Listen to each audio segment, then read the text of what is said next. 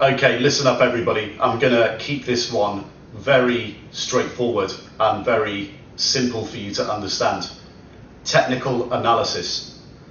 Every retail trader thinks they're an expert on technical analysis. But it's very, very obvious from looking at retail trader statistics that no one makes money from it.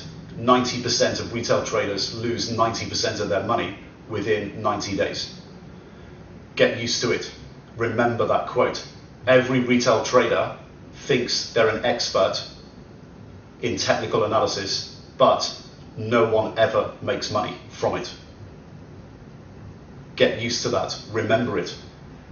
TA has a place. Its place is in the gatekeeping process as part of an overall systematic process, and the gatekeeping process is used for timing fundamental ideas. Technical analysis doesn't generate ideas. It helps you to time trades as part of an overall professional systematic process, and its importance is in the minority of the overall process. Allow me to explain further. Let's go over to the computer screen and I'll see you at the end for a recap. Okay, so welcome back to the computer screen. Now we're going to look at the second step in our overall gatekeeping process. We're going to look at technical analysis.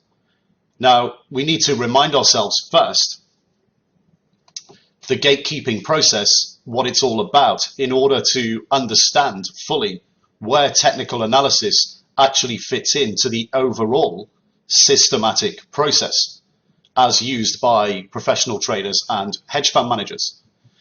So gatekeeping, as you may recall, is the exercise of putting a barrier between your ideas as a trader and your real capital.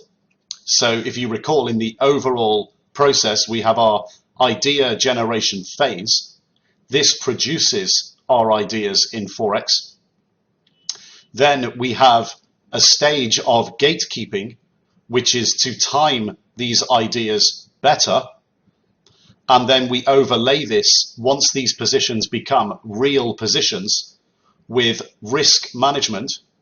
And when we've traded out of these positions and we've either made a profit or a loss, we then have our self-awareness statistics or trader metrics in order to measure our performance.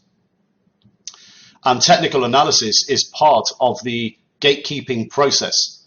Retail traders often get this very wrong and think that technical analysis is a tool for generating ideas.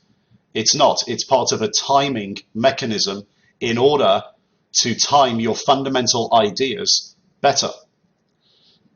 And the main reason why we have a gatekeeping barrier is because everybody thinks when they produce an idea that all of their ideas are great. It's only very human to assume this, because you may have spent a ton of time generating your ideas, and then you believe at that stage all of your ideas are really good and you've fallen in love with your ideas, and you go and put the trade on straight away, and then you might be stopped out. What do we mean by stopped out? Well, we'll come on to this more in risk management later, but essentially you've, for example, bought a currency pair and you've decided if it trades at a certain level below the price that you've bought it, you're just going to trade out automatically. Basically, a great idea can be mistimed and you can get stopped out and lose money. And this is the worst thing as a trader that you can do. It's the worst feeling in the world. When you have a fundamental view, for example, to go long, and then you're proved to be right in the long term, but in the short term, you get stopped out, or you trade out at a lower price and you just lose money. Now, when you actually have a bad idea and you're wrong and you lose money, you obviously haven't missed an opportunity. You're just wrong. So imagine if you buy a currency pair straight away, it goes down, you trade out, and then it goes back up again. Well, in that situation, you've got a good idea and you've been stopped out, and there's probably no worse feeling in the world if you've been proved to be right, but you lose money. With a bad idea, if you have a gatekeeping process, then you may avoid the trade altogether. So instead of buying it, then being stopped out and losing money, and it just continues going lower, with a gatekeeping barrier, you may have never actually gone into that position in the first place, because by having the barrier, it stopped you putting the trade on. So what we're trying to do here is stop ourselves from putting good ideas on that are mistimed, and then we're proven to be right in the long term, but we actually end up losing money, which is the cardinal sin, or just putting on bad ideas altogether. And this is why a trade idea is treated as an idea only at this stage. It's not yet a trade. We don't fall in love with our ideas. What we have to do is apply technical analysis and price action indicators in conjunction with our commitment of traders reports to stop us doing anything stupid, so mistiming a good idea or getting into a bad idea, period. So a potentially good trade is not just what you think is a good idea. Now, you've just got to make sure that you get the principles here of where technical analysis fully fits in to a professional trader, hedge fund, systematic process. Because in the retail trader market, often perpetuated by people with conflict of interest, technical analysis is confused with a tool that provides trading ideas or themes. Technical analysis doesn't give you ideas. The vast majority of technical indicators follow the price of the asset anyway, and are therefore backwards looking in nature. And some even claim to predict the future using historical data or past price movements. Now, it's not obviously a useless tool. It does have its place in an overall systematic process, but to simply rely on it to give you trade ideas is completely flawed. As too is relying completely 100% on fundamentals. We obviously have to use both, but we have to understand where they both fit in to an overall systematic process. Fundamentals generate your ideas, and ideas are just ideas unless they're timed correctly. So we have to use the fundamental idea generation process, get our predisposition, and then use the gatekeeping process to time our trades better, and technical analysis is just one part of the gatekeeping process. And as we mentioned earlier, the 80-20 principle of spending 80% of your time and 80% of your resource and energy on fundamentals, generating the ideas, and 20% on your gatekeeping process. So technical analysis is by far in the minority of an overall systematic approach. So don't confuse this as a retail trader with a tool that generates ideas. Ideally, what we want to be doing is committing capital, deploying capital to ideas that agree with our fundamental views. And they stack up fundamentally and technically and from a price action perspective. So they stack up fundamentally and they stack up from a timing perspective. So technically and from a price action perspective. So we're looking at our commitment of traders reports. We're working out whether technically in the commitment of trader reports our idea stacks up in terms of timing. We're using technical analysis in terms of timing and price action for timing as part of a gatekeeping process.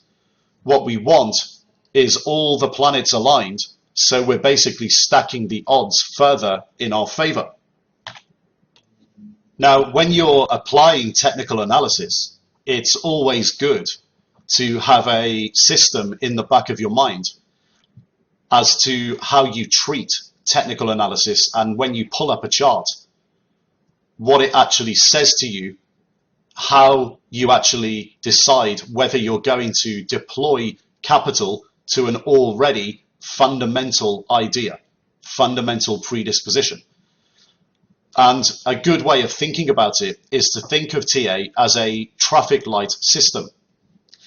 So, for example, let's say you have a fundamental predisposition that you want to be short Aussie dollar, US dollar, as we have in our example running through the video series. And when you pull up the chart, you realize that your idea, although you think it's good, the timing is probably wrong. So, for example, the trend is looking against you at this moment in time. Now, obviously, you don't then go long Aussie dollar, US dollar, because your fundamental predisposition is short. What you probably do here is just don't trade. It's always an option not to have a position. You just don't trade. And you keep your idea on what we call your watch list. Your watch list is a list of all the fundamental ideas of whether you want to be long or short as a fundamental predisposition. We're going to be coming onto watch lists soon when we look at price action. What about if you are in that situation where you're looking to be short Aussie dollar, US dollar, and when you pull up the chart gives you a signal which says your timing is looking very, very good, and your fundamental predisposition as short, now the timing is right. So basically your idea is good. So you always think your ideas are good. Of course, that's just the way everybody thinks. Your idea is good, and technically the price action and the chart is in your favor.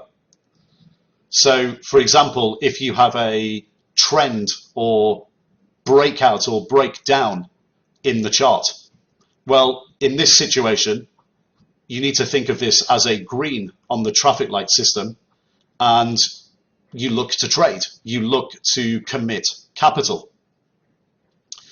And what about somewhere in between? So let's say you pull up the chart, you want to be fundamentally short Aussie dollar, US dollar, and your idea looks from the chart like it's starting to play itself out, but it's not very convincing. Well, for example, this could mean that the trend is starting to turn and it may or may not continue. Well, this is a situation where you could potentially consider trading. So we look at it as an amber on the traffic light system, and you keep this one on your watch list and maybe take a half position or starter position in the trade.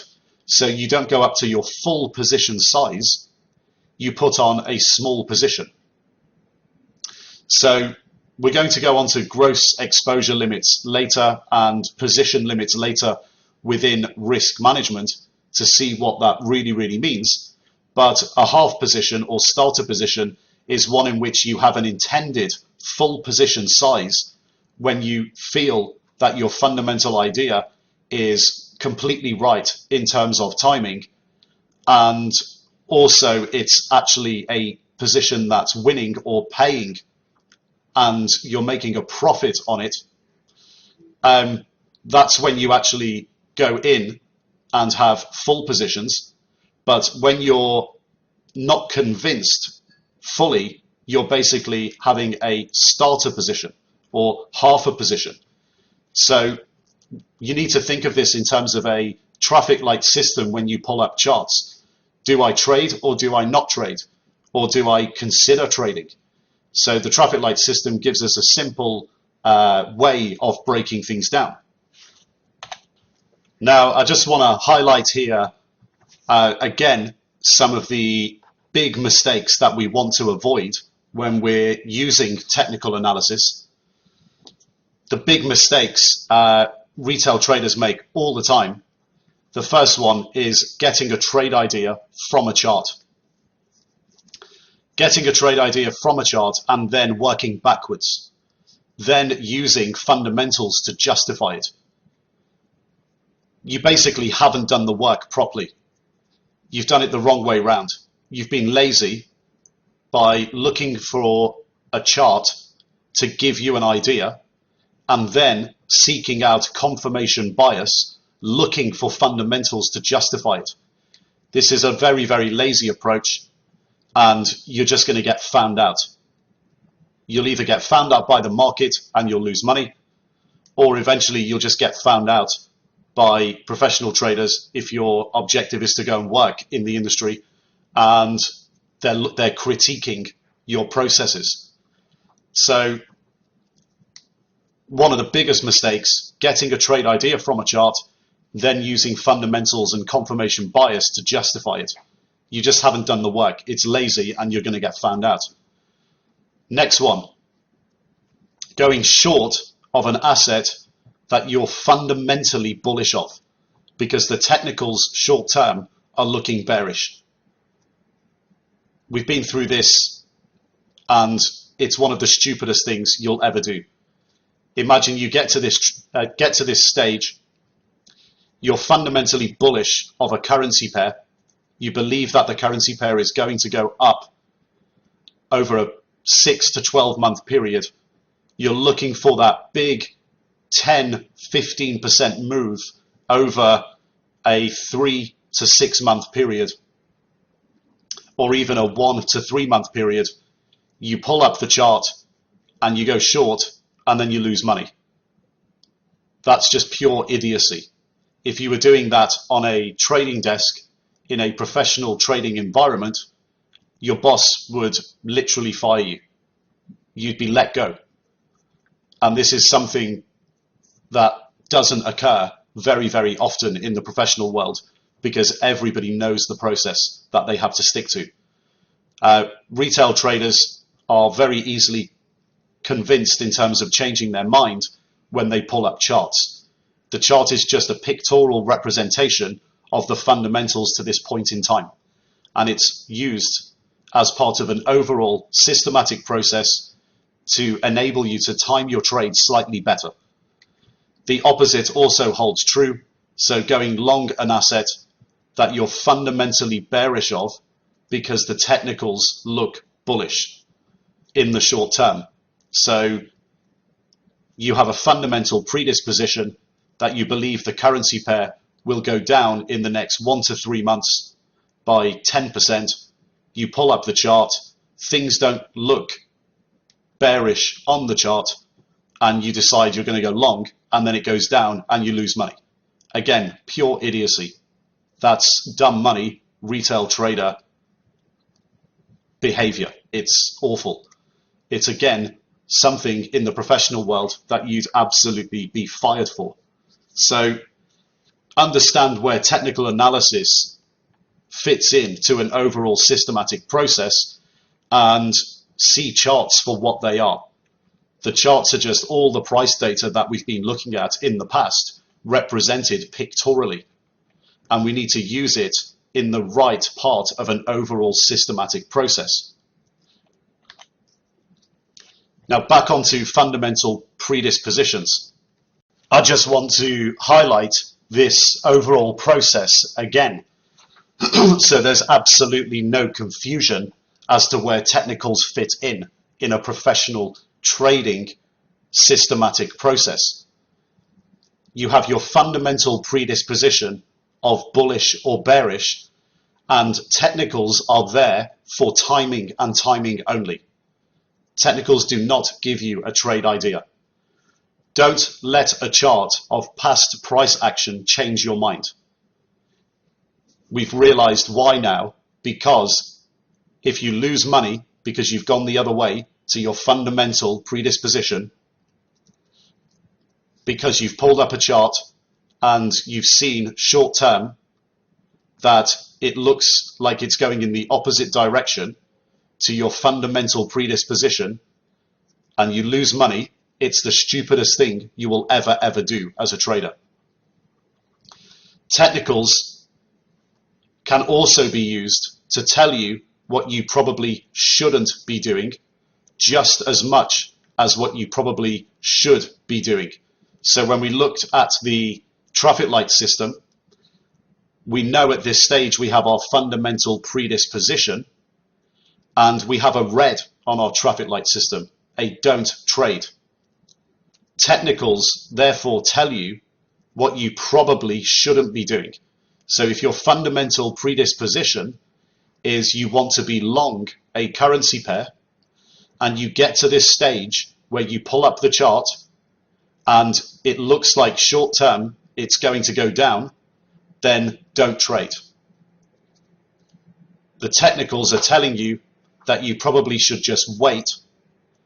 So they're telling you just as much as what not to do as what you probably should be doing. So when the technicals are going in your favor. So you need to look at this both ways. They tell you to trade, and they also tell you not to trade. They can also allow you to look at the chart and be confused. So you're not exactly sure which way to go because of the timing. Of course, in that situation, if you're not feeling fully confident, you don't have to trade. It's always an option. But you might decide to put on a small position because of your fundamental predisposition at this stage. So going into our technical analysis checklist, what are we actually going to be looking at? Well, we're going to be looking at a 14-point technical checklist. And the beauty of this overall process is that if you think you're an expert on technical analysis at this stage, you can actually add more indicators into this part of the overall systematic process. What's important, first of all, is the overall process. And secondly, the technicals that you're using is that you actually interpret them correctly. So you can add more technical indicators if you want to this area of the overall systematic process and to technical analysis within the gatekeeping process. So first of all, we're going to be looking at trending pairs. So whether we have upward or downward trend. We're going to be looking at ranging pairs, so undervalued or overvalued currency pairs. We'll be looking at reversals, continuations. We'll be looking at volume. However, volume we've actually already covered in the commitment of traders reports, so we won't cover it here. Commitment of traders reports covers volume because it covers the financial futures contracts and the activity of those financial futures contracts. So when you want to cover volume, you just go back to your commitment of traders reports. And we're going to be looking at momentum indicators. So we'll be looking at RSI and simple moving averages. So the first technical analysis indicators we're going to be looking at for timing purposes are trending pairs. And what we're seeing here, if you pull up a chart like this, is a trending currency price upwards. What we've got is more demand than supply in the market, and buyers are paying ever increasingly higher prices. Now this basically, when you pull a chart up, if you have a fundamental predisposition that's bullish, this confirms your bullish view. So if you see an upward trend, it's confirming a bullish view, and you would probably get a green light on the traffic light system, and you would be looking to commit capital, subject, of course, to our other technical analysis checks of our overall checklist. But as stated earlier, the technical analysis and the way we look at it within the gatekeeping process, in the way that we know its place in an overall systematic framework, the technical analysis indicators can also tell you what not to do. So if you get a red on the traffic light system, as we looked at previously. So imagine now if you have a fundamental predisposition that's short, and you pull up the chart and you see this on the chart. Well, what this does is actually deny your bearish view. We have an upward trend and a pretty well-defined trend, as we can actually chart a trend line. And buyers are paying ever increasingly higher prices, and the trend is well defined. What you'd be better off doing if you come into this situation with a fundamental predisposition that's bearish, and you pull this chart up, or the chart looks something like this with an upward well-defined trend, you'd be better off waiting for it to break trend. So if, for example, we were at this stage and it actually broke through the well-defined trend line, or in the future, if it breaks through the well-defined trend line, we can look to go short, because the odds will be better or more in our favor with the tailwind of a technical breakdown of the trend.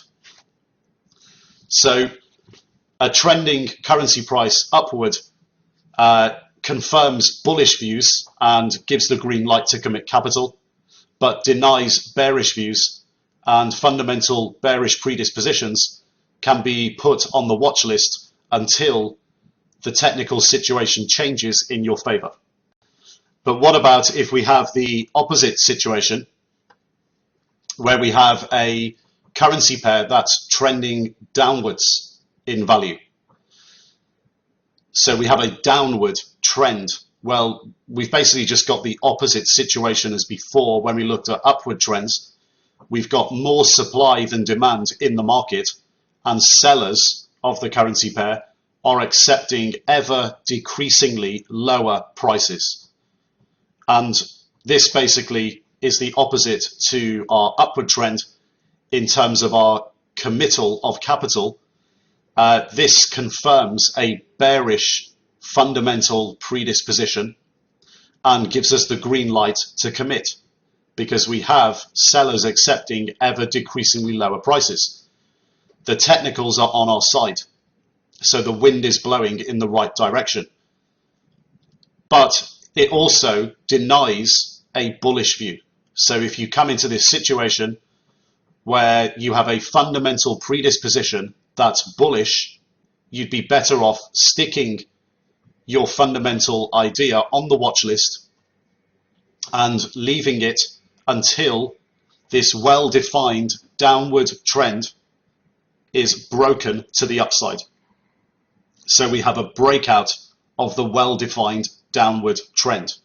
And then you will get a green light to put on, in terms of better timing, to put on your fundamental bullish position.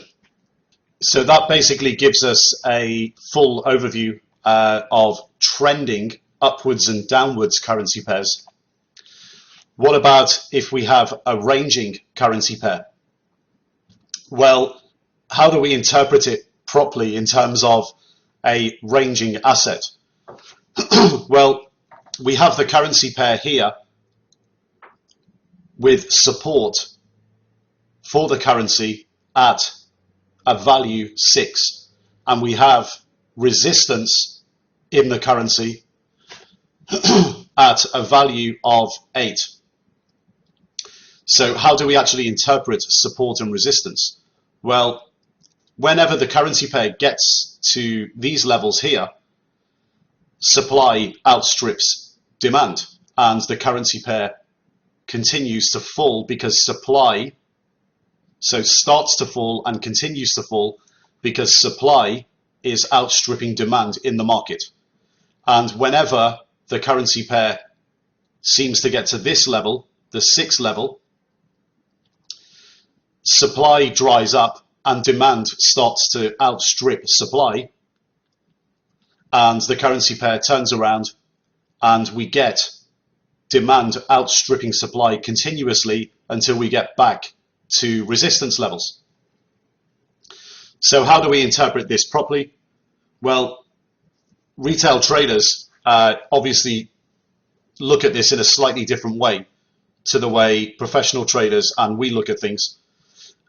Retail traders are often looking always to buy support and sell resistance, because they think by looking at past price movements, this is going to tell them what to do in the future. Well, what if you short resistance and it breaks through resistance? And that's the only information you've got in a currency pair, which is the past price information on a chart. And that's how you're making your decisions. Well, you can actually go and short resistance, it breaks through and then actually falls back through again and you get stopped out. What can also happen, obviously, is you short it on resistance and it just goes through and you continue and the currency pair just continues to go up. And it's going up for fundamental reasons. So obviously it's a very one-dimensional, stupid thing to do in terms of trading. If that's how you make your decisions on whether to take positions, it's just slightly educated gambling. What about if you are a momentum player and you decide, if it breaks through, I'm going to buy it. If it breaks through resistance, if it breaks through support, I'm going to short it. Well, you've got no fundamental predisposition, first of all, so you're just shooting in the dark. And you're looking at past price information as some sort of guide for future information and taking positions on it. If that's the way you're making decisions, then obviously that's gambling as well. So what can actually happen is you go and buy it, and actually the person who was selling it previously here has put a small order in the market to sell, to remind themselves to sell it at 8 when it gets there. They've got 2 hours in the morning off work, and for 2 hours it goes through. You think you're some sort of hero because it's now broken resistance, and then the seller comes into their office and decides, okay, the currency pair has got to 8 now, I'm going to sell it. And then it just goes straight back down. You can always make the argument that if it breaks out on volume, I'm going to buy it and run it. And if it closes above there at the end of the week, I'm going to buy it and run the position because it's then officially broken out. But it's obviously a very one-dimensional way of deciding how to take positions and deploying capital. And it's just lazy.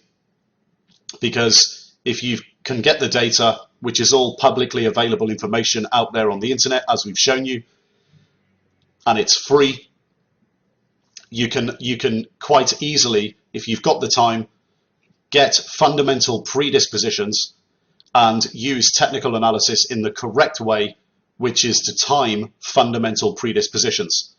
So the way we read this is that someone in the market thinks it's undervalued as a currency pair at 6, and someone in the market thinks it's overvalued at 8. And the point is this: the valuation they put on a currency pair is all based on past information, so past fundamental information. If we have a fundamental predisposition to go short here, and it's at resistance and it turns, we might want to take a starter position because it's ranging.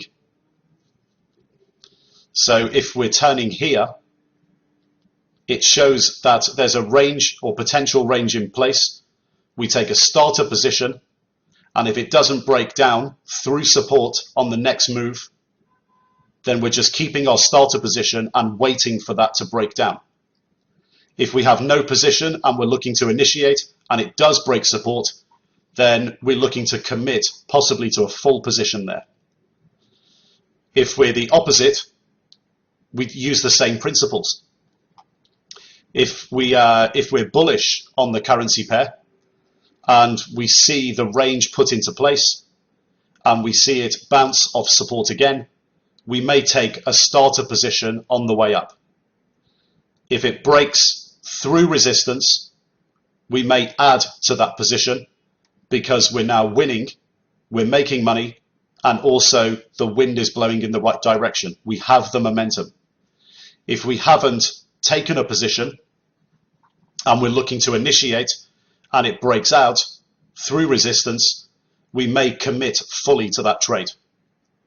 But we have to have our fundamental predisposition before. Now the opposite holds true. Let's say you're bullish, you have a bullish predisposition, and you see the currency pair turning in a pretty well-defined range, coming off resistance. Well, you'd be silly to have a starter position there. So it's denying your bullish view in terms of timing. So you stick it on the watch list and you wait. If it comes down here to support and it breaks support, you stick it on the watch list and wait. And if you're bearish, the opposite holds true. If you see from a well-defined range and your fundamental predisposition is bearish, a bounce off support, you'd be pretty stupid to take a starter position here. You'd be better off waiting till it actually came off resistance, as we mentioned previously. And additionally, if you have the fundamental predisposition and it's breaking through resistance, you'd be better off not trading.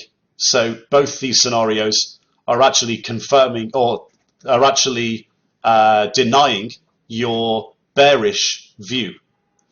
So in these situations, you get a traffic light red and you're sticking them on the watch list and you're waiting for better timing to enter your fundamental short on the currency pair.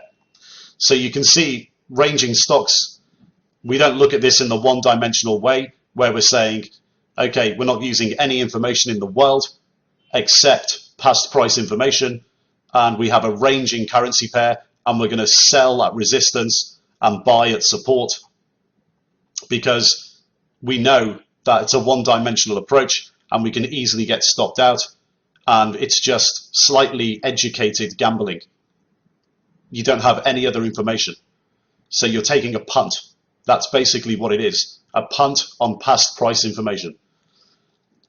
The way we do things is we have our predisposition first, and we use common sense.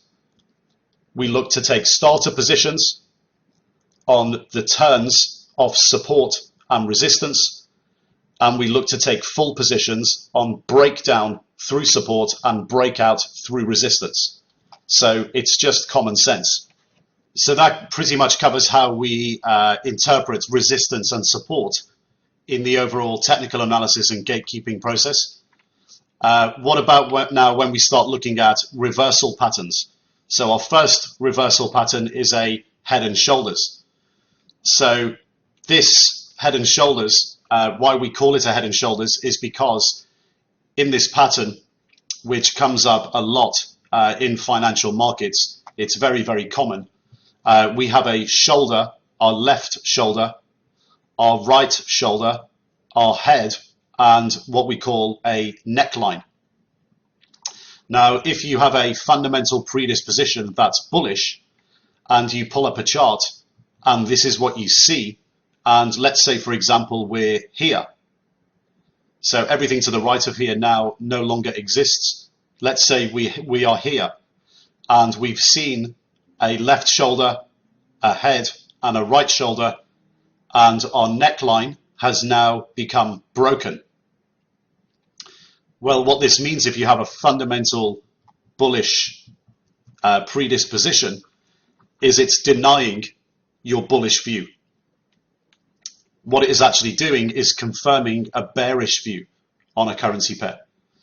So in this situation, if you have a fundamental predisposition bullish and you see this here breaking the neckline, you wait, you stick it on the watch list. You're going to get a better opportunity to buy the currency pair. That's the most likely scenario. If you come into this situation and you have a fundamental predisposition that's bearish, this confirms your bearish view and you commit capital. This is no longer a trade where you're thinking about deploying capital. You're actually now committing short, and this becomes a real position in the portfolio. What about now if we have the opposite of this? So our second reversal pattern, a reverse head and shoulders. So we're looking at a head and shoulders that's actually upside down. So we have our left shoulder, our right shoulder, our head, and our neckline. And we come into this situation with a fundamental predisposition that's bearish. Well, if we're here and we've seen this technical analysis in the past, and we see this reverse head and shoulders pattern with a neckline that's being broken to the upside, if we have a fundamental predisposition that's bearish, this is a red on the traffic light. It's a don't trade. We stick it on the watch list and we wait, because the most likely thing to happen is that we're going to get a further appreciation of the currency pair and we're going to get a better chance to sell it. If we come into this situation with a fundamental predisposition that's bullish, this is what we want to be seeing. This is a green light for anyone that's bullish. So we look to buy the currency pair and we look to commit capital. So the trade is now coming off the watch list and we're now deploying real capital, and this now becomes a real position in your trading account. So these reversal patterns, head and shoulders, whether it's a standard head and shoulders or a reverse head and shoulders, as in this case, you just need to understand how to treat these reversal patterns, because they are pretty common in the financial markets. You'll see them cropping up a lot in the currency markets, and you just need to understand how to interpret them properly and know what to do in terms of your action given your fundamental predisposition. Now, moving on to our next reversal pattern, number 3, this is a double top, and in this case, a double top breakdown. So we have a double top in the currency pair. So the currency pair has put in a double top at the 11 level, and then it's broken down. So it's broken through previous support. So this is a very similar analysis to our range trading currency pair that we were looking at earlier. Basically, the currency has hit resistance at 11 2 times and then broken support. This obviously confirms our bearish view but denies a bullish view. In this instance, we have a reversal pattern where we have a double bottom, but then we have a failed breakout and a breakdown. Basically, the currency pair has found support twice at the 7 level here. It's broken out, but then failed to continue to break out. So the breakout has failed. Now, in this instance, if you come into the chart and you open it up and it looks something like this, if your fundamental predisposition is bullish, then this obviously denies a bullish view. But it also denies a bearish view, because the currency doesn't have any technical direction. So there will be instances where you won't be able to do anything, whether you have a bullish predisposition or a bearish predisposition. Again, this is about interpretation and knowing what to do given your fundamental predisposition, and always keeping the traffic light in the back of your mind. So red, don't do anything, watch list. Green, commit capital. Amber, possibly trade. Maybe have a starter or half position and add to it later when there's significant technical direction. So one could argue that maybe you have a starter position here. Again, this is slightly subjective in that it's just common sense. If you're very confident in your fundamental predisposition, then in this situation, having a small starter position or a half-size position could be an option. But it's overall definitely denying a bullish view and denying a bearish view. However, we may look to trade on a starter or half position. But in these scenarios, it's more likely we're probably just going to stick it on the watch list and wait. We will wait for a better entry into the short. So reversal patterns are pretty common in currency markets. Again, you just need to know how to interpret them and how to treat them given your fundamental predisposition. Now, what about continuation patterns? Well, continuation patterns are fairly straightforward. Here we have our first one, a bullish flag. And the way this works is overall we have an uptrend. So you can see this currency pair has gone from 5 up to 1150. So the overall trend is the currency pair is going higher. However, as it's going higher, we have a pause in the price before it breaks out and continues. That's why it's called a continuation pattern. These are also very common in currency markets. And the two things you need to be looking for here is the channel that it's put in and the breakout of the channel, but also the high of the channel itself. So this is the dashed line. If you see these patterns and you come in with a fundamental predisposition that you're bullish, a breakout from the channel is favorable to take a position, and a breakout through the high of the channel, the previous high of the channel, is also favorable to add to the position. Again, if we come into this with a fundamental bearish predisposition, if we see this and we're around this point here and it breaks out to the upside, breaks to the upside from the channel, we'd be stupid to short the currency pair on this breakout. We'd be better off waiting for better timing and trying to short at higher prices.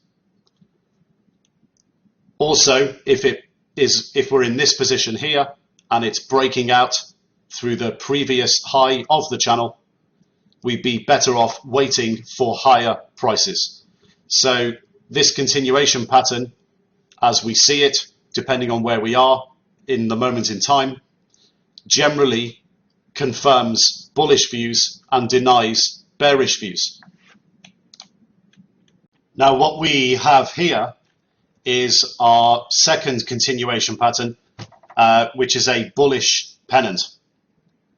And a bullish pennant has got the same theory behind it as a bullish flag in the previous example, except the currency pair doesn't range downwards in a channel.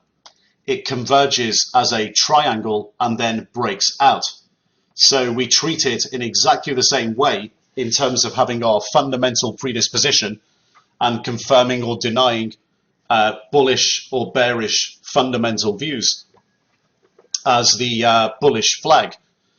We treat it in exactly the same way, except when we see these patterns, we know that it's a slightly different setup. So we term this as a pennant rather than a flag. So the two most important areas that we have to look out for are the breakout of the pennant here and the breakout of the high of the pennant here. So we treat it in exactly the same way. If we come into this situation with a fundamentally bullish predisposition and we see a breakout of the pennant, this confirms bullish views. If we see a breakout through the previous pennant high, that confirms bullish views. And the opposite for fundamental predispositions that are bearish. If you see this situation, it denies a bearish view. And if you see this here, a breakout through the previous high of the pennant, that denies bearish views as well. So again, you just have to interpret this properly. So you should always treat bullish flags and bullish pennants in the same way. Now we move on to continuation pattern 3, the bearish flag. This is basically just the reverse of a bullish flag. So our first continuation pattern, we have an overall downward trend in the currency pair from 9 down to 1. And as the currency pair is going down in the overall trend, it pauses and trades within an upward sloping range before it breaks down and continues. So if we're here, for example, and we have a bearish predisposition and we see the channel break to the downside, this is a green light for us on the traffic light. We're looking to commit capital here. Also, our second most important area is the low of the flag in the bearish example, the low of the bear flag. If we see at this time the currency pair breaking through the level of the low put in previously within the channel, this is also a green light. So if we already have a position and we have a fundamental predisposition that's bearish and we see this, we're probably adding to the position. If we don't have a position, we're probably initiating. Now, if we come into this situation with a bullish predisposition, we see either of these, this is a red, we're not trading. So overall, the bearish flag confirms bearish views, but denies bullish views. So if we were to guess what our final continuation pattern is, it should be fairly straightforward. Yep, you've guessed it. It's a bearish pennant. And a bearish pennant obviously has the same theory behind it as a bearish flag, except the currency pair doesn't trade in an upwards range. It converges as a triangle and the trend is downwards. So the overall trend is downwards, and we have our two key areas again, the breakdown in this instance from the pennant itself and breaking through the low, the previous low put in when the pennant started. So we have our two areas here, and this either confirms or denies bullish or bearish fundamental predispositions. So we treat it exactly the same as a bullish flag. It just looks slightly different. Now we move on to our first momentum indicator, the Relative Strength Index, or RSI. The Relative Strength Index, RSI, measures the speed and change of price movements. So when we're measuring speed and change of price movements, we're measuring momentum. And it's a technical favorite of many retail traders, but the interpretation is actually not mathematically calculated properly because when you look at the mathematics behind it, you realize that just because an RSI is high or low doesn't actually mean sell or buy.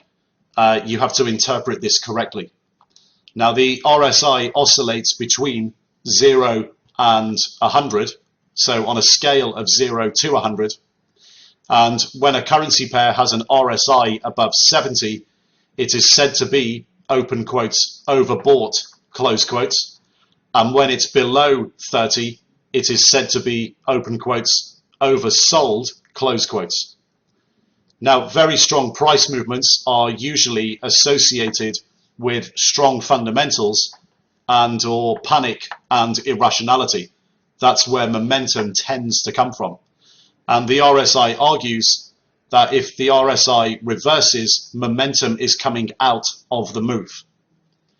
But what you have to remember with the RSI is that the actual calculation doesn't mean the asset has to go down if the RSI is in overbought conditions, or has to go up if the RSI is in oversold conditions. Because an asset can go up very quickly in terms of speed and change of price movements, so in terms of momentum, and it can continue in the same direction but at a slower pace. So you have to treat the terms overbought and oversold with caution, because RSI can stay high or low, but a currency pair can trade sideways or even keep moving in the same direction, but just the speed slows down. So don't take overbought and oversold to mean that you should now buy and now sell. It doesn't mean that at all. It just gives you a snapshot of momentum.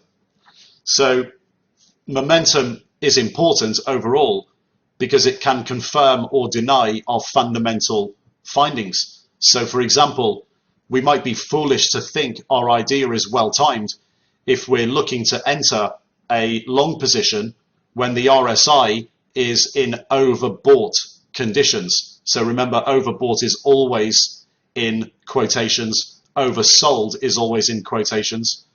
So in the situation where we have a fundamental bullish predisposition, if the RSI is at overbought or in overbought conditions, we might be foolish to think our trade is timed well. So in that scenario, we might consider not trading, and vice versa if we have a low RSI and we have a fundamental predisposition to go short. So again, the way we interpret these things is pretty important.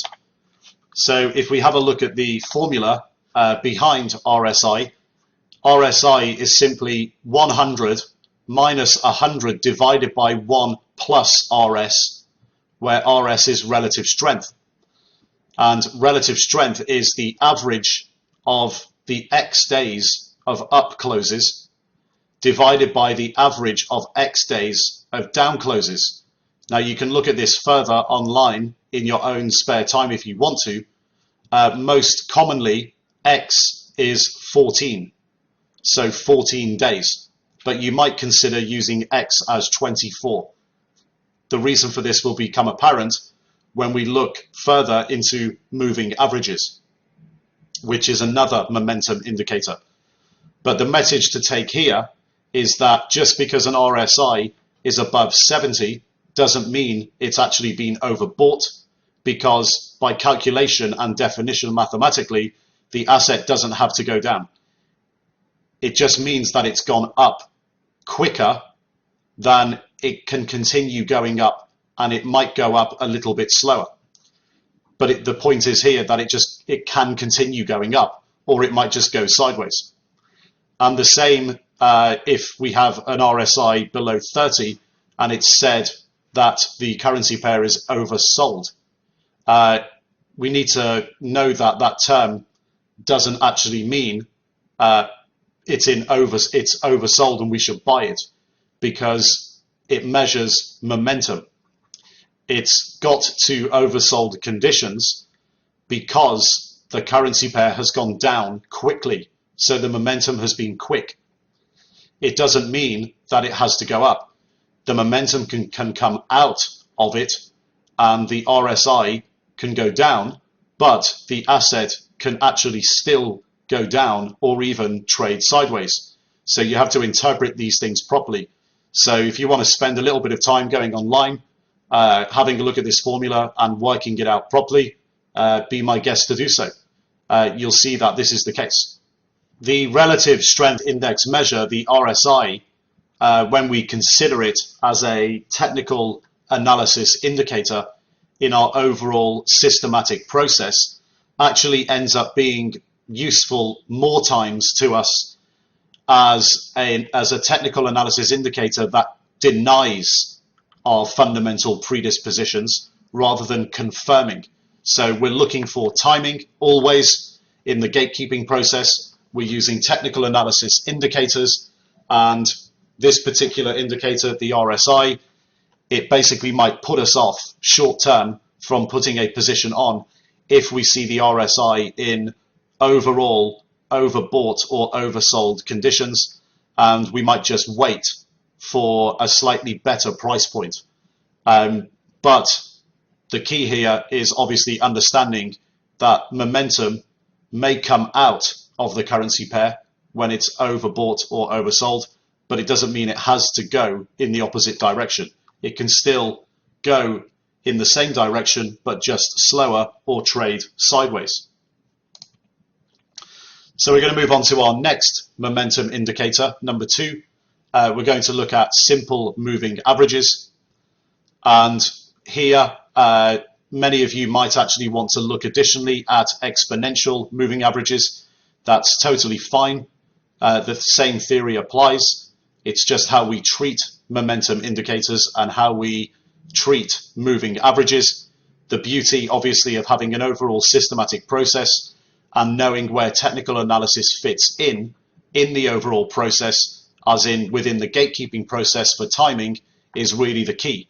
You can add any amount of technical indicators if you want to your overall process, but the key is just getting the overall process correct and knowing where technical analysis fits in. So if you want to stick in exponential moving averages here, that's totally fine. You can stick in anything. But let's have a look at simple moving averages. Moving averages overall indicate whether momentum is slowing or rising in a currency pair and whether momentum might be turning in a given pair. So a simple moving average, or SMA, is an asset's average price over a given number of days, and it actually trails the real price. So let's say, for example, we have 10 days of price data where a currency pair trades at 6, 5, 6, 7, 9, 8, 8, 10, 13, 16. Well, if we take the average of all of these, the 10-day moving average is 8.8. But if we take the average of the last 3 days, the moving average is 13.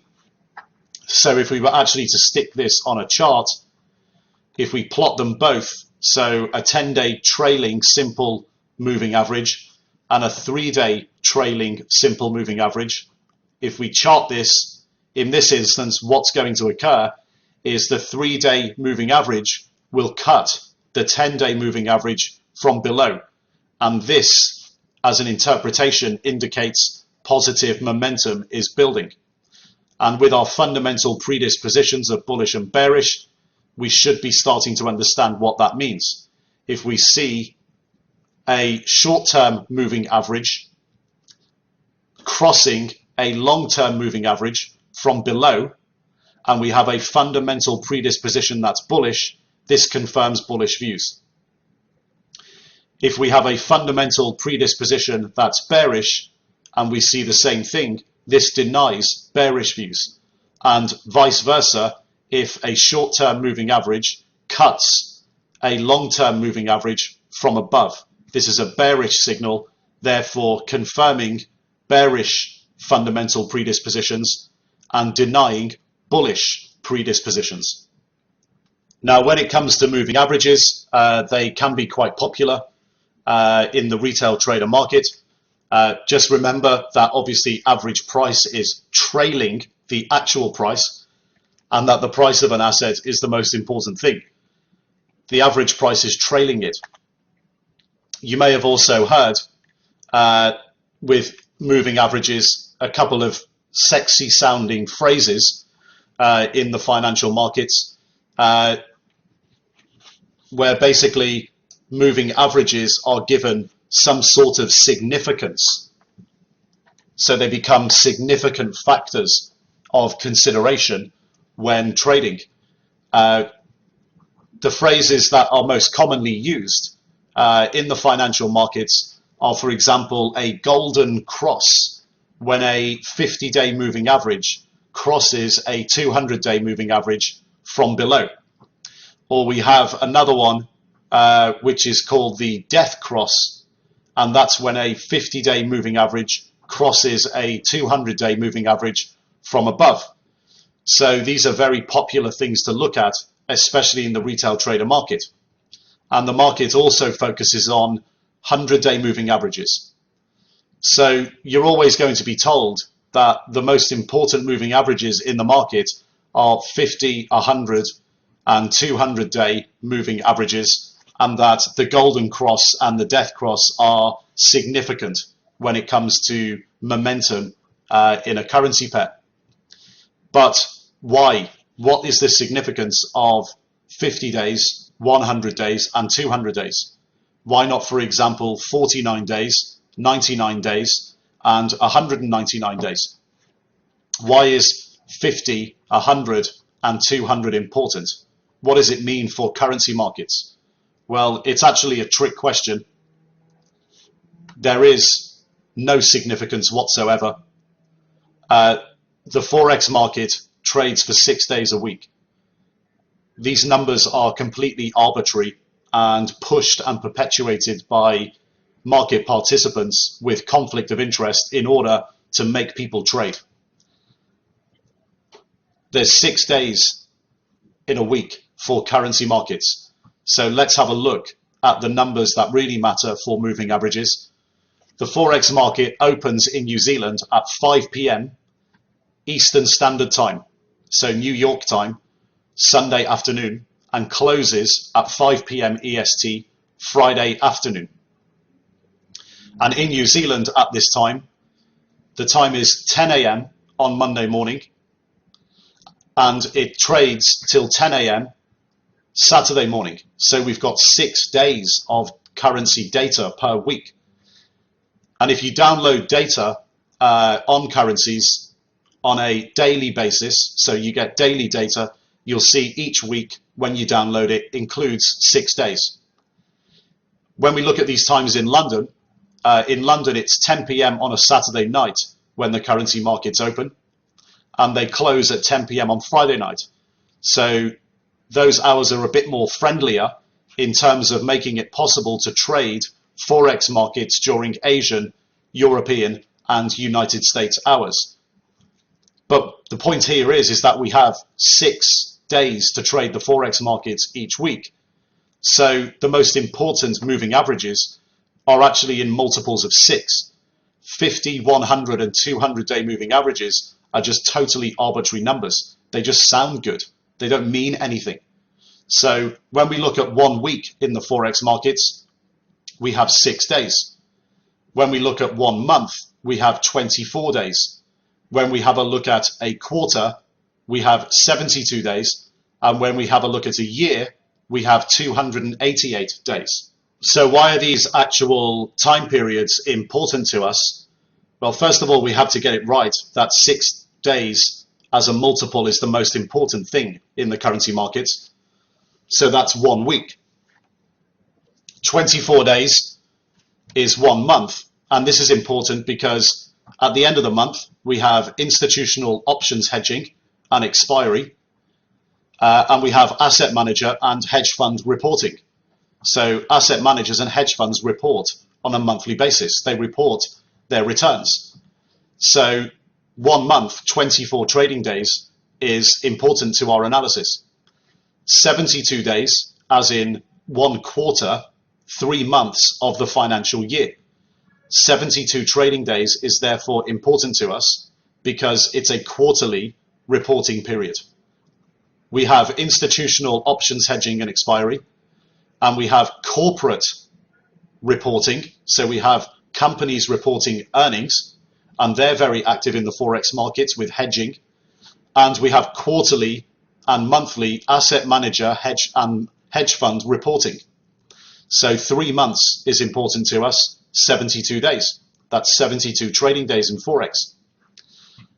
1 year is important to us because we have institutional options hedging and expiry. That happens every month anyway. But we have corporate earnings, again, because we have annual earnings. Corporates are obviously active in the Forex markets. They have annual earnings and they may be hedging at the end of each year. So we also have asset manager and hedge fund reporting on an annual basis. So 1 year is important to us. Therefore, 288 days as a multiple of 6 days per week. 288 days is our important moving average in terms of looking at a 1 year moving average. So what we need to look at here is moving averages of 6 days, 24 days, 72 days, and 288 days, because these are the most important numbers to us.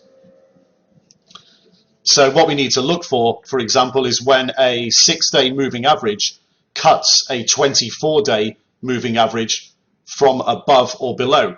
What that's doing is signifying on our time frames a short-term trend. On our time frame of 1 to 3 months, when we look at a 24-day moving average cutting a 72-day moving average from above or below, this signifies a medium-term trend.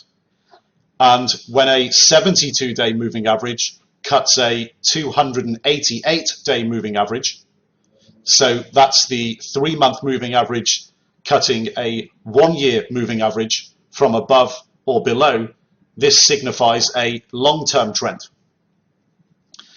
Now, running parallel to our opportunities analysis, our idea generation, and our risk analysis, so using daily, weekly, and monthly data.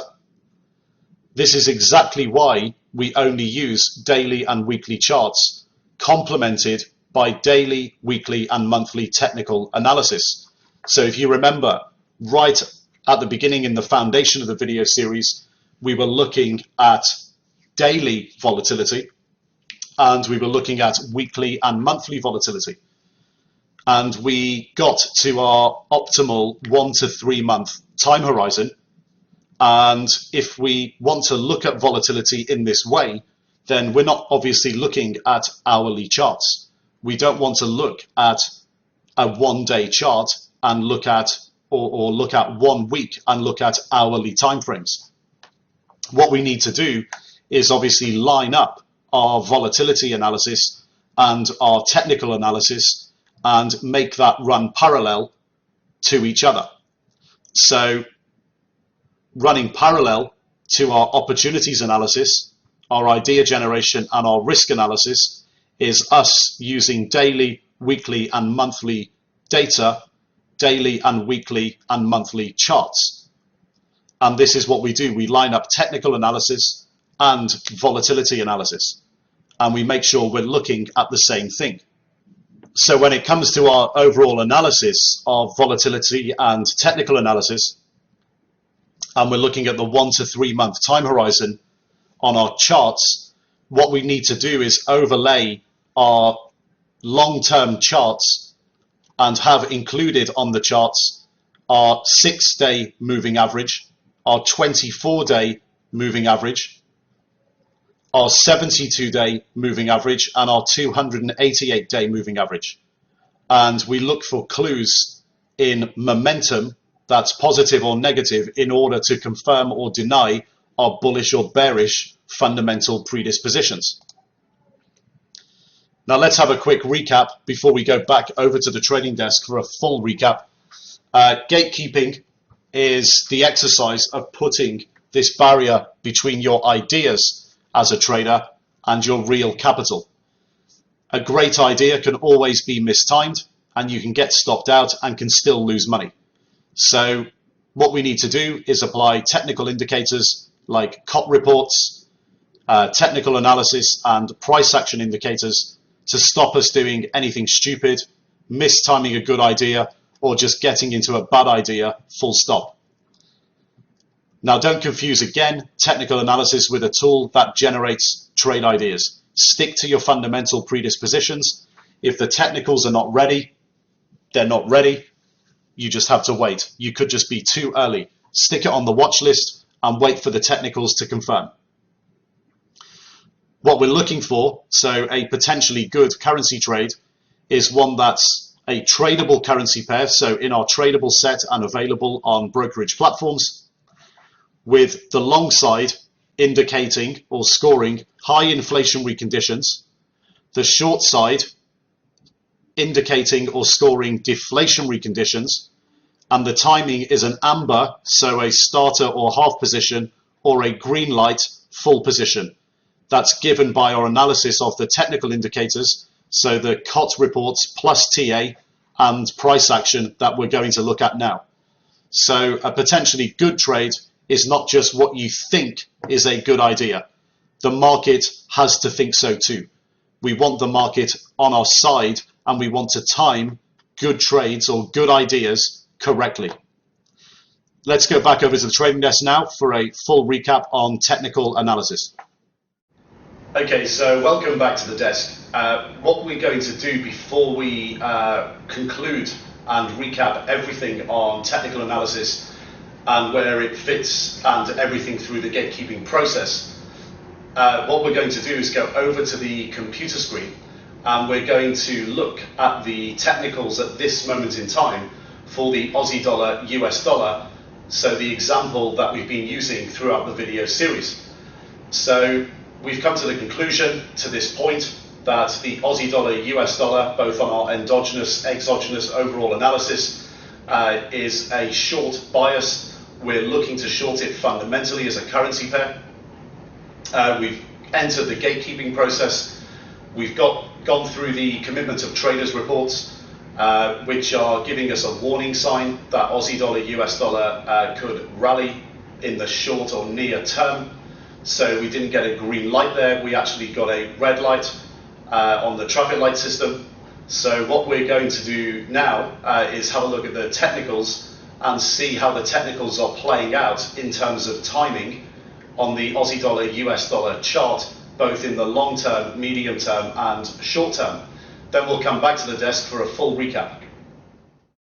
Okay, so what we're going to be doing here is taking a look at the technical analysis of the Aussie dollar, US dollar exchange rate that we've been looking at as an example throughout the overall systematic process as part of now the gatekeeping process. So we're going to be critically analyzing the technicals for Aussie dollar, US dollar exchange rate as part of the overall gatekeeping process and looking at the bigger picture technicals to try and understand if our timing is any good in looking to short the Aussie dollar, US dollar, as our fundamental predisposition is to look to sell this exchange rate. So let's start off with what's on the left-hand side here. On the left-hand side, you're going to see something that should be very familiar to you now. You're going to see the data downloads from investing.com/currencies. The first thing we have is the date. So we have data going back to September 2008 all the way up to present day. So what we're looking up to here is actually right up to now May 2015, which is quite important. We'll come back to that later. We've got the Aussie dollar, US dollar exchange rate for each day. So remember now, this is daily data that we've downloaded. We have the open for the exchange rate, the high and the low, and the percentage change of the exchange rate from the previous day. And we've created a whole bunch of charts here using the data. We've got charts going back all the way to the beginning of the data to present day. So this chart here, which is a 7-year chart from 2008 to 2015. We have a 3-year chart, a 1-year chart, and a year-to-date chart. And next to each chart, you'll see some notes that we've made on the analysis of the bigger picture of the technicals that we're looking at when we're critiquing the timing of this particular idea and whether it's going to become a trade and we're going to deploy capital to it or not. So let's start with the big picture. Let's have a look at the Aussie dollar, US dollar exchange rate going back to 2008. So let's look at the 7-year chart first of all. So we're looking at this chart here. So going back to 08 all the way up to present day, and up the left-hand side, we have the value of the Aussie dollar, US dollar exchange rate. Now, on the chart, we have our green line, which is the data for the Aussie dollar, US dollar exchange rate. So if you just double click on that, you can see that we're referencing the dates. and the actual value of the exchange rate. We also have these colored lines here. These are actually our moving averages. So if you double click on them, you'll be able to see the periods. So we have our 72-day, we have our 24-day, and here we have a 6-month moving average. We've got our 144-day moving average, so a longer term moving average. You can add a 1-year moving average later if you want to, that's fine. But here we're going to look at 1 month, 3 month and 6 month moving averages. And we get, the first thing we notice is this big move here when we look at the bigger picture. And the big move started down in August, September 2014. And you have to put things into perspective when you're looking at charts, especially longer term charts. So when we look at this big move down here, we have to compare it to other moves down in the exchange rate in the past. So we're looking at moves like this here on the chart. And the first thing we notice when we're trying to get perspective here is that this is the biggest move down out of the 7-year history. Visually, we can see that. So we have to remember that, keep that in the back of our minds. The long-term moving averages crossed or were crossed by the short-term moving average. So in a 7-year data set, a short-term moving average really is 1 month. And you can see the 1 month moving average crossed from above both the 72-day and the 144-day moving average here. So that's something to note as well. We look as well at the medium-term support. So we take note here that we have a medium-term support level that was put in around the end of 2013, and that this is around the 87 level. If you want to zoom in on the data, you can find out exactly where that is. But this is the exercise of getting the big picture right and understanding the bigger scenarios and bigger trends. So we're building up a picture of the Aussie dollar, US dollar here. We notice this support level broken in November. And that's medium-term support on a 7-year chart. Long-term support, we see here. We see that around April, May 2010, this support level was put in by the exchange rate at around the 81 level, and that was actually broken in Jan 2015. So we're picking up a few things here that, if we're looking to go short this exchange rate, we have to take note of these bigger picture moves and understand longer term what the big picture looks like.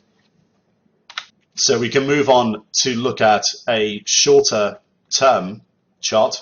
So if we scroll down and look at the 3-year chart, what are we noticing here? Well, the first thing we notice is that in the last 3 years, so since May 2012, the overall trend has been down. One thing you can do if you want to work out what the overall trend is very quickly, you can just select the data of the chart. You can right mouse, click add trend line, and you can just plot a linear trend line. And we can change the color here. So let's change this to red, and we can thicken it up. And you can see the overall trend is down. So that tells us something. In terms of technical analysis, this is always a good thing, that if we're looking to go short, for example here, that we get an overall confirmation that the market is actually on our side. However, one thing to note is that over a 3-year period, it's not exactly a situation where we're coming up with a very original trade here. When you look at the in terms of timing, this trend is quite well defined, but it's quite old. We're not getting in at the beginning of a trend here. This is a well-defined trend that's occurred in the past. Now, we have to look at the top to bottom statistics as well, so to get an idea of what we're playing with here in terms of percentage moves. Now, because Aussie dollar US dollar exchange rate is around 1-for-1 in the history of this this exchange rate, using points is a decent guide to percentages. With an overall lower trend, the top to bottom, we're looking at 106 down to 0.76, and we're near the lows here for the last 3 years.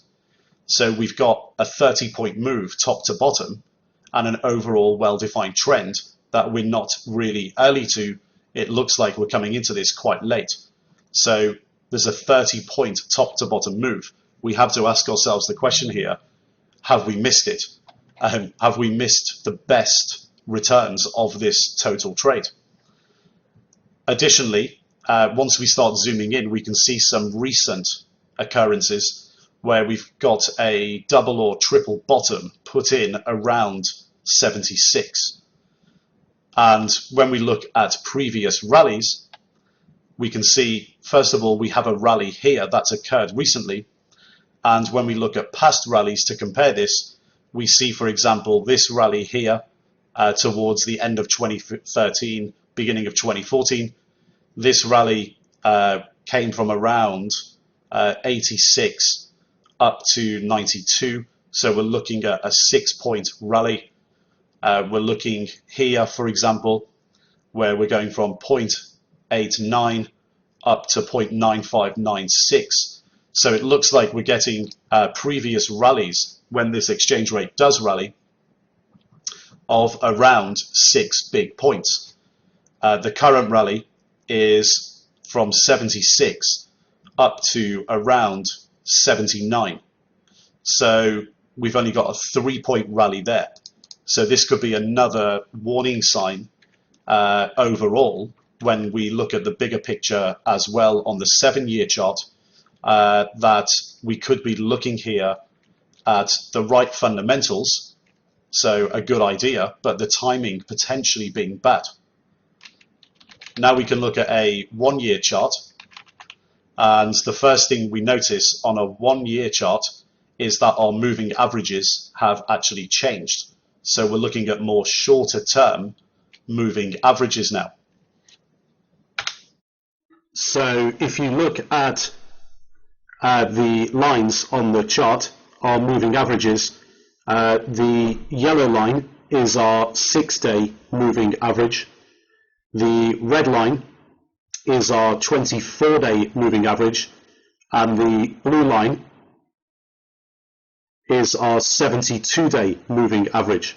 And what you notice right away in the near term is that the 6-day and the 24-day moving average have crossed recently the 72-day moving average from below. What you'll also notice is that there's some short-term resistance at around the 79 and the 80 level, and medium-term resistance in this entire sell-off in recent history around the 82 level. So if we scroll down now and just zoom in a little bit from the 1-year chart to the year-to-date chart, you'll see that we have a standard continuation pattern that we were looking at earlier, potentially of a bull flag. So we have the rally here from 76 up to the 80 level, and it does seem like the Aussie dollar US dollar exchange rate is bull flagging at the moment.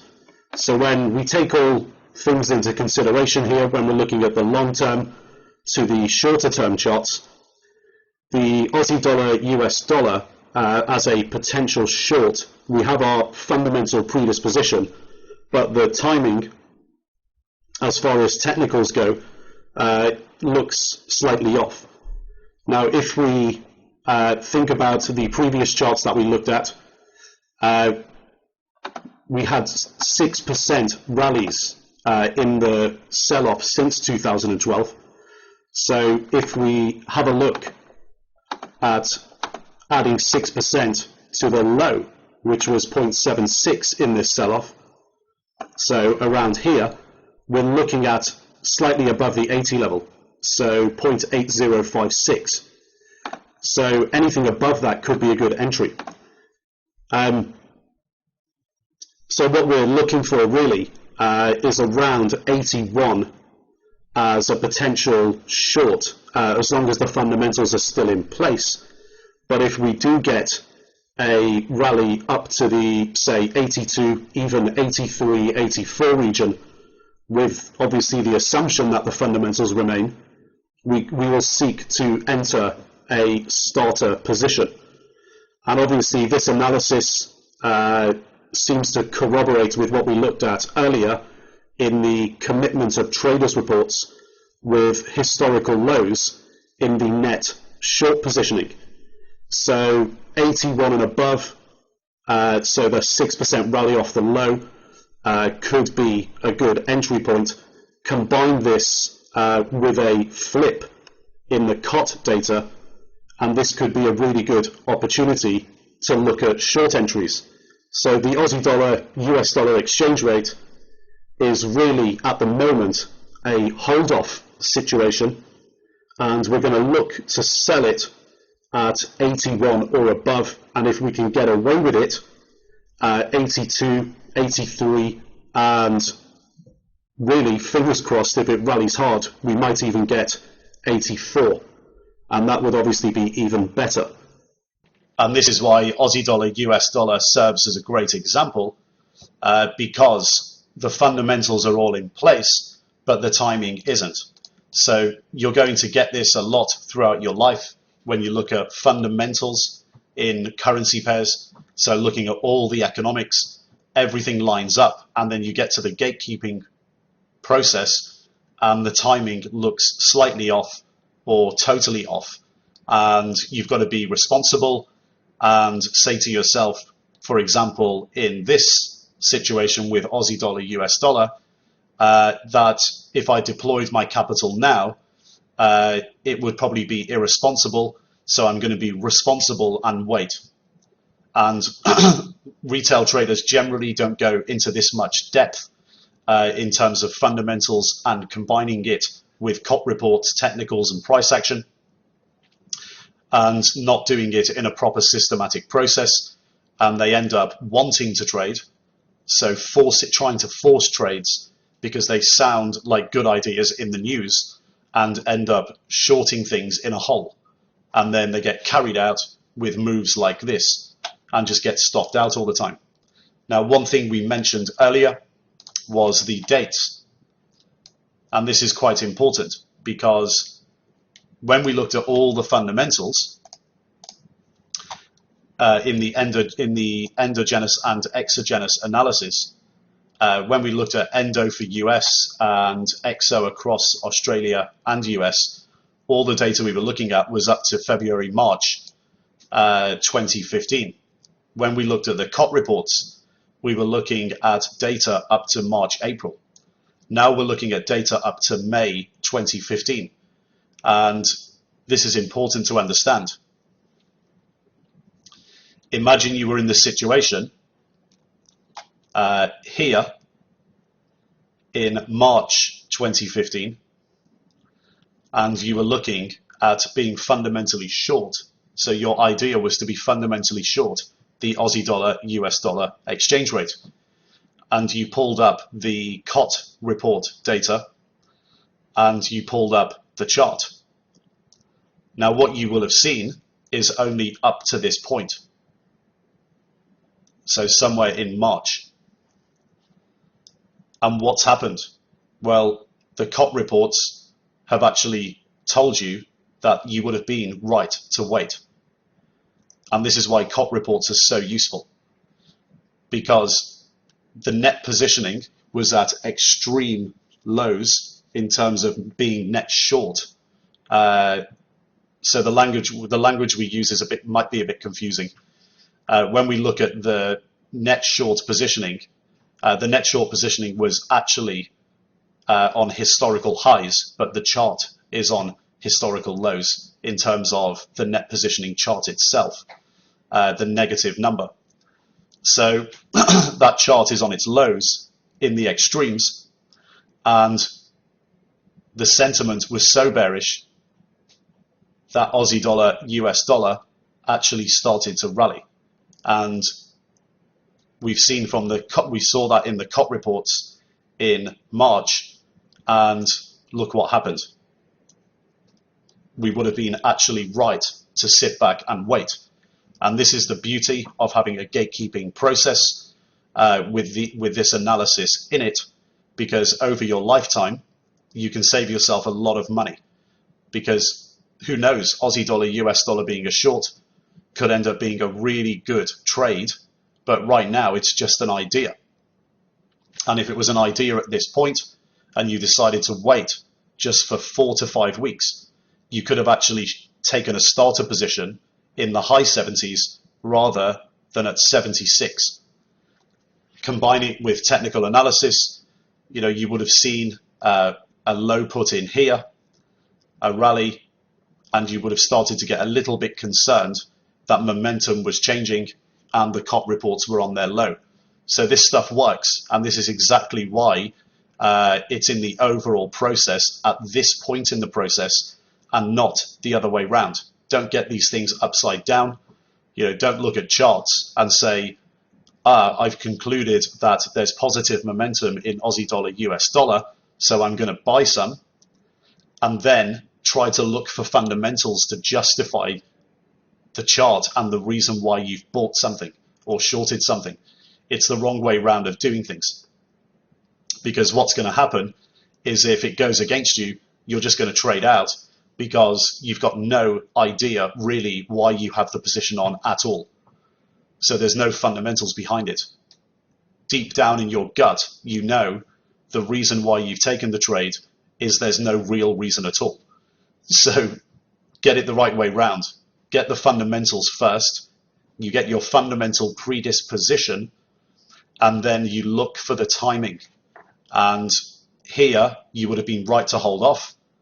And we may even be right here to hold off now and look for 82 to 84. So around the 83 mark is probably based on previous 6-point rallies and the technicals that are put in place throughout the history of the data that we're looking at. Around the 83 level is probably the right level to seek to take at least a starter position.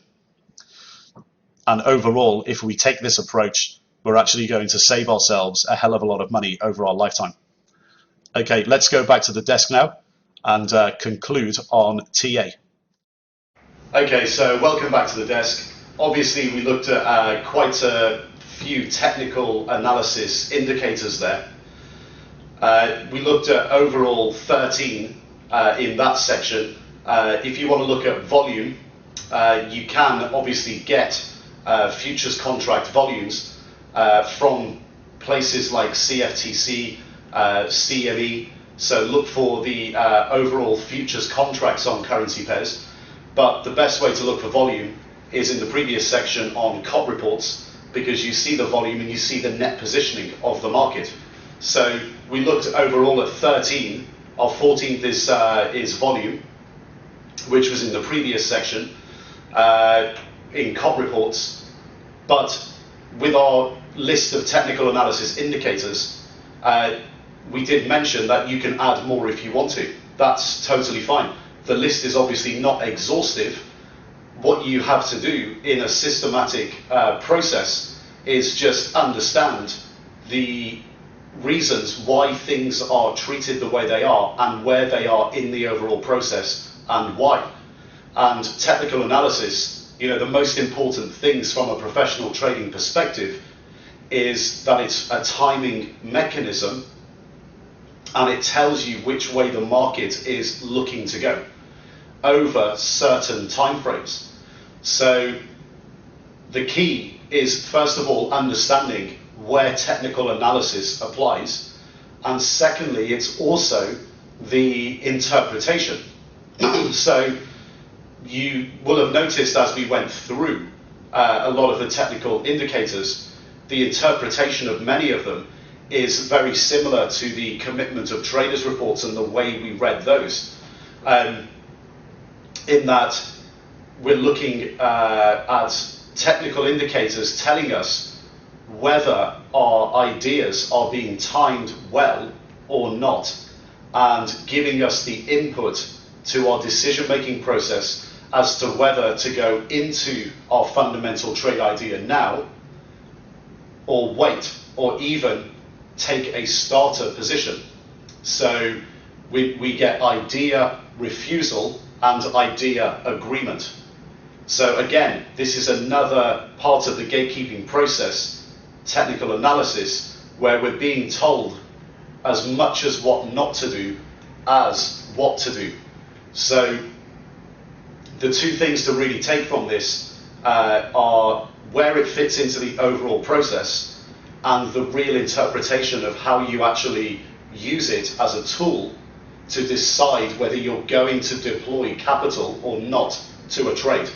Not the other way round, which is what all retail traders seem to do, which is pull up a chart, get an idea from it, put on a trade, and lose money, because there's no fundamental input or understanding of what's going on.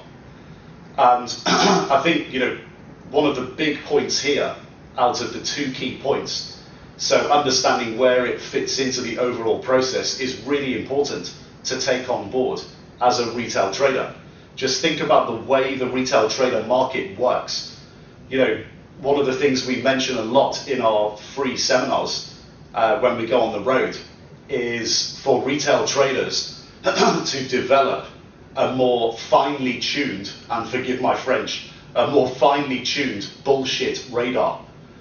And you can see there the clues that we looked at when we looked at things like golden crosses and death crosses. All of these things have very sexy sounding names, and there's actually nothing in the numbers that means anything behind it. 50-day moving averages, 100-day moving averages, 200-day moving averages, 50 crossing 100, 100 crossing 200, all these lines that you can draw all over a chart and give them sexy names. But if you actually ask the obvious questions, it doesn't actually mean anything. 50 days means nothing in the Forex markets, 100 days means nothing in the Forex markets, and 200 days means nothing in the Forex markets. What matters is the multiples of 6 days, and month end, quarter end, and year end, because we're trading on, first of all, we're trading an asset class that trades 6 days a week. Secondly, we're trading fundamentally over 1 to 3 month time horizons. So what we care about is what the other people in the market who trade on fundamentals are actually doing. So the month end, the quarter end, and the year end. So that's a great indication of, when you look at moving averages, of, as a retail trader, how information is misconstrued or pumped out by people with conflict of interest. It's to get you to trade all the time, because they're volume incentivized and they want you to trade as frequently as possible in as big a size as possible. And if you have a finely tuned bullshit radar, you ask the obvious questions. What does 50 days mean? Well, it means nothing, so it's bullshit. So I won't trade on something like that. It's pretty obvious. And in the retail trader market, everybody thinks there's some sort of technical analysis expert. Well, that's great. I love the idea personally that people really want to get into trading, look after their own money, determine their own financial future by managing their own money instead of giving it to a pension manager who's just going to lose it over many, many years or not even grow it. That's all fantastic, but ask the obvious questions. Becoming an expert on technical analysis obviously doesn't work in the retail trader market because everyone loses money. So the retail trader focuses so much on technical analysis as some sort of panacea to enable you to go out there and make millions of dollars in the Forex markets. yet 90% of Forex retail traders lose money. So it obviously isn't a panacea. It's information that's pumped constantly to you, perpetuated by people with conflict of interest. But it's not useless. You just have to understand its uses, understand its limitations, and understand conflict of interest and bullshit. And technical analysis, its uses are that it fits into an overall systematic process within a gatekeeping mechanism between your fundamental ideas and your real capital, and it helps you or enables you to time your trades slightly better. Its limitations are that it follows the price. So the vast majority of technical indicators follow the price anyway. They're backwards looking. They're not really telling you what can happen in the future. It gives you a good idea of what's happened in the past and maybe some momentum that might be playing out in a currency pair. But it doesn't give you any great certainty of what's going to happen in the future. It helps you time things better. And it's one of those tools that just gets perpetuated all the time as a panacea by people in the industry with conflict of interest to basically make you trade, because it's fairly straightforward to understand. Follow this line on a chart. If it goes up through this line, buy it. If it goes down through this line, sell it. Well, if life were just that simple, it would be great, but it isn't. You know, we'd all be sitting in the Garden of Eden and we'd all be billionaires by now if it was that simple. It obviously isn't. People who do that lose money because they don't have an overall systematic process. So understand its uses, understand its limitations, understand conflict of interest and bullshit. Use a decent number of technical analysis indicators as an overall, within an overall process, and put it in the right place within the overall process, within the gatekeeping process between fundamental ideas and real capital. And see it for what it is. It helps you time trades slightly better, but you have to have a fundamental predisposition first and do the fundamental work first. Add more indicators if you want to, that's fine, but you do not need to overdo it. Don't pull up a chart and draw 25 lines on it. It's not going to add value to your overall systematic process. Just get the basics right, get the big picture right, and time trades correctly or as close to optimally as you possibly can by just getting the big picture right in both the fundamental trade idea generation process and getting the big things right in commitment of traders reports, technical analysis, and price action. Just don't overdo it. You get the big things right.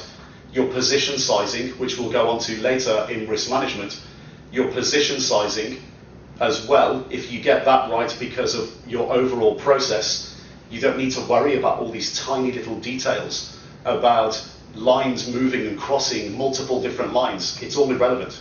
It's all hocus pocus bullshit. Just stick to the main principles of fundamental idea generation, using commitment of traders reports, technical analysis, and price action, and using them to time trades better. So get good trades on at good timing and get rid of bad ideas. Good ideas becoming good trades, bad ideas just not even getting on at all, because the commitment of traders, technicals, and price action is all against you all the time. So let's move on to the next video now. Let's go over to price action, and we'll be looking at price action and watch lists. I'll see you on the other side.